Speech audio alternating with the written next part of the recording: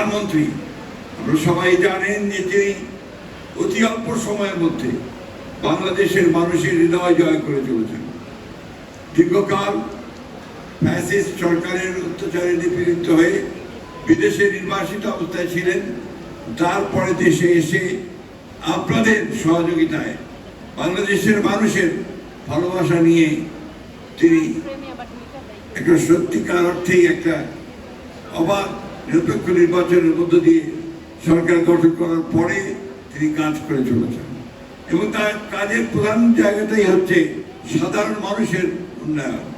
আপনারা দেখেছেন যে তিনি এখন ফ্যামিলি কার্ড, কৃষক কার্ড এবং আপনারা আরো লক্ষ্য করেছেন যে ধর্ম উপরেও তিনি পাঞ্জাবের জগতে একটি বিশ্বস্ত নাম শাবাব এথনিক ওয়্যার কাজ করতে চাচ্ছেন।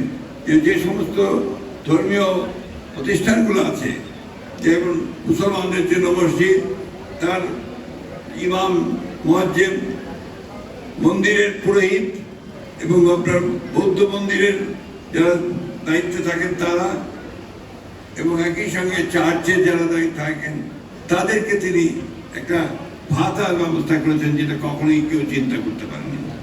এইভাবে ধর্মকে সবার মধ্যে যেন সকলে ধর্ম পালন করতে পারে, সবার মধ্যে তিনি চেয়েছেন যে আমরা বাংলাদেশকে কোনো সুনির্দিষ্ট ধর্মের জন্য এখানে কেউ সুবিধা দিতে না পারে, বাংলাদেশ সবার জন্য কাজ করতে পারে।